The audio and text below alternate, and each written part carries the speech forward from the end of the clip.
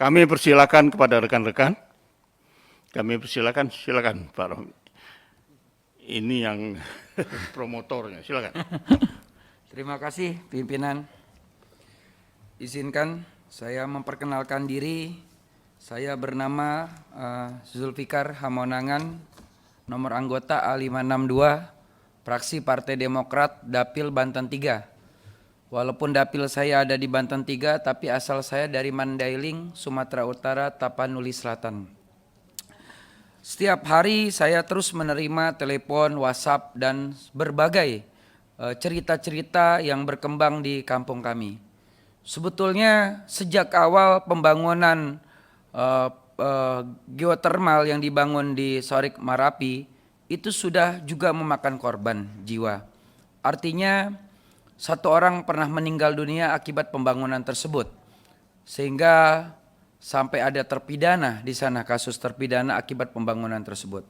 Saya tidak tahu visi dan misi perusahaan ini seperti apa ke depan, karena kalau saya lihat runtutan kejadian-kejadian dari bulan ke bulan, dari mulai pembangunan perencanaan awal perusahaan ini dibangun sampai sekarang, ini terus masalah, tidak berhenti masalah. Sehingga penting kiranya Komisi 7 kita harus melakukan pemeriksaan secara fisik ke lokasi tersebut. Karena ini sangat-sangat beresiko. Kenapa? Lokasi antara pembangkit listrik tenaga panas bumi ini itu tidak jauh dari lingkungan penduduk. Kaki-kaki gunung di situ semua adalah penduduk. Dan itu keluarga kami dekat. Maklum, kami orang Sumatera menikah satu dengan yang lainnya selalu berdekatan, sehingga semua menjadi keluarga. Marga menyatukan di situ Nasution, Lubis, Harahap. Sehingga kami orang-orang yang bermarga Nasution, Lubis, Harahap, Rangkuti itu berada di wilayah itu semua. Tokoh-tokoh adat Mandailing banyak sekali yang ingin mengecam proyek ini.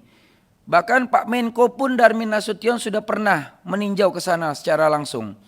Jadi artinya walaupun beliau saat ini sudah tidak Menko, beliau adalah putra daerah dari Mandailing, Sumatera Utara, Tapanuli Selatan, dan berada di kaki gunung Sorik Marapi ini.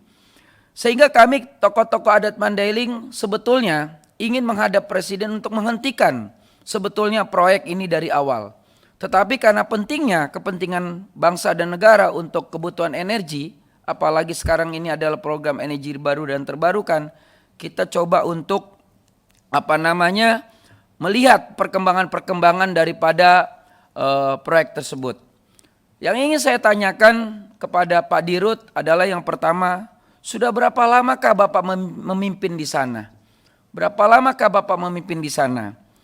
Lalu mengapa sejak Bapak melihat keadaan yang ada di sana, kalau saya jadi Bapak, sebelum saya memimpin, saya akan mencari kelemahan-kelemahan dan kesalahan-kesalahan apa yang terjadi di sana. Karena saya beberapa kali diskusi dengan beberapa teman-teman dari Kementerian SDM, EBT ini sebetulnya resikonya rendah sebetulnya. Tidak begitu memakan korban.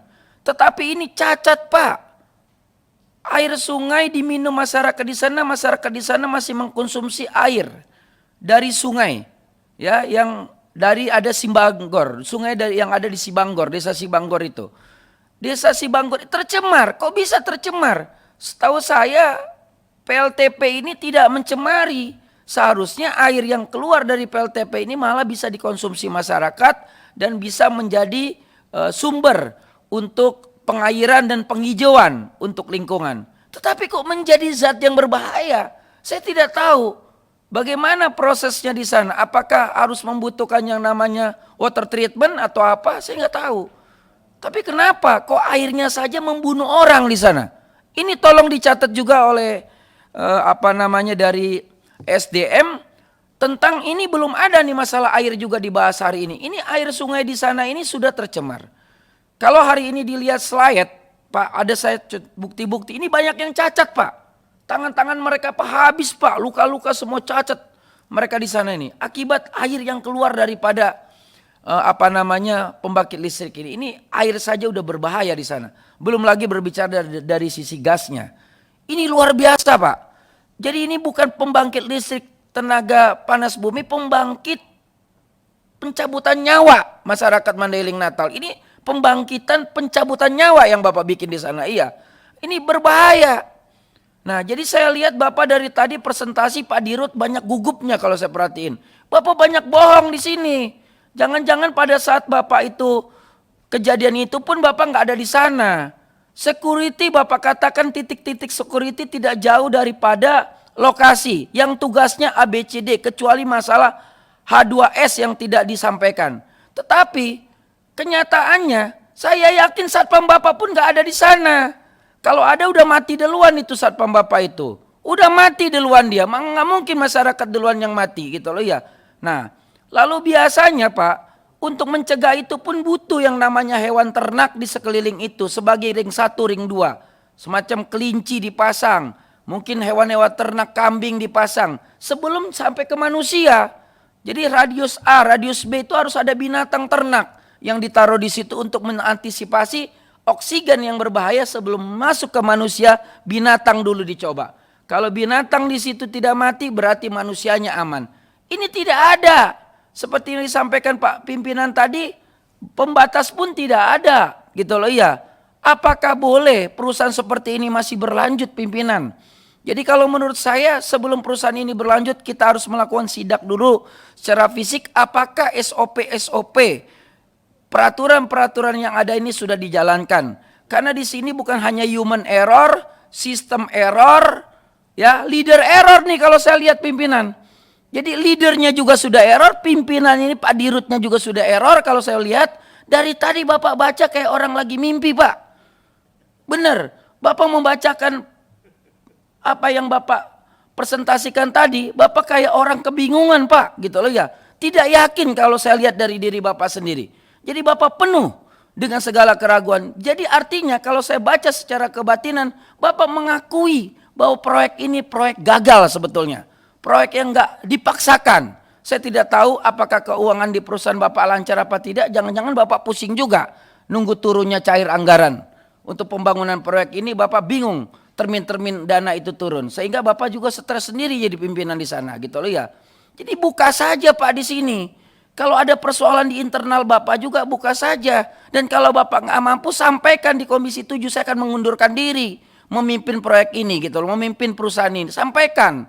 Jangan Bapak ragu dan membiarkan keadaan masyarakat kita yang ada di Mandailing itu semakin banyak korban.